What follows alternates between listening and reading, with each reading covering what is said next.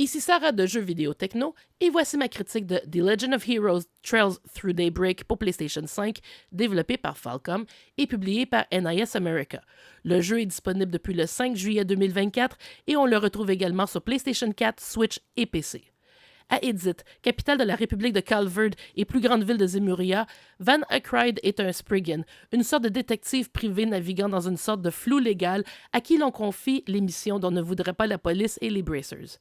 Travaillant initialement par lui-même, il rencontrera Agnes, une adolescente de 16 ans qui lui demande de l'aider à retrouver une série d'appareils nommés les Genesis, des prototypes des futures technologies conçues par son arrière-grand-père, le grand chercheur C. Epstein. Elle finira par former une équipe avec Van, à laquelle se grefferont d'autres personnages rencontrés au fil de leurs aventures. Le temps est compté cependant, alors qu'un nouveau groupe de la pègre nommé Almata, dont le fonctionnement rappelle un peu le mystérieux groupe Ouroboros, tente de conquérir le monde en créant le chaos au moyen des autres Genesis, sur lesquels il a pu mettre la main. C'est que ce mystérieux item permet de contrôler les gens, même au-delà de la mort. 11e titre de la sous-série des Trails, Trails Through Daybreak nous fait découvrir une nouvelle région jusque-là inexplorée de la série dans une intrigue qui se déroule 1 an et demi après les événements de Trails into Reverie.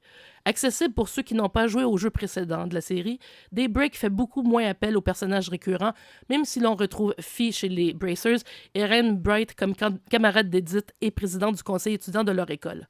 La mécanique de combat a été révisée et comporte un volet action qui peut rappeler Tokyo Xanadu et un volet tour par tour au moyen d'éclats, ce qui permet de contrôler les autres membres de l'équipe et d'utiliser des sorts et autres coups spéciaux.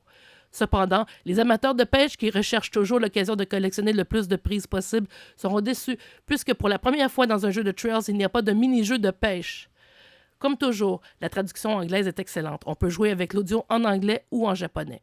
Le jeu est très stable sur PlayStation 5, même si on remarque parfois de légers ralentissements.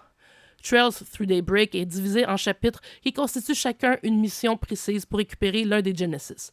Cela donne ainsi au jeu un aspect épisodique plus marqué que par le passé. Malheureusement, les gens qui aiment explorer des lieux à leur guise pourraient être déçus de ne pas pouvoir se promener plus librement dans les régions couvertes par le jeu, ce qui rappelle ainsi la structure que l'on retrouvait dans Trails from Azure et Trails to Zero. Le design des nouveaux personnages est excellent, mais on peut facilement faire un parallèle avec des personnages passés des Trails, même s'ils ont chacun leur propre personnalité. Comme pour les jeux précédents, il est possible d'accéder à un bref résumé de la série sous forme d'une ligne du temps. Même si Trails Through Daybreak est accessible sans devoir avoir joué au jeu précédent, il est toujours préférable de le faire, d'autant plus que l'on fait souvent référence aux événements qui s'étaient produits à Crossbell.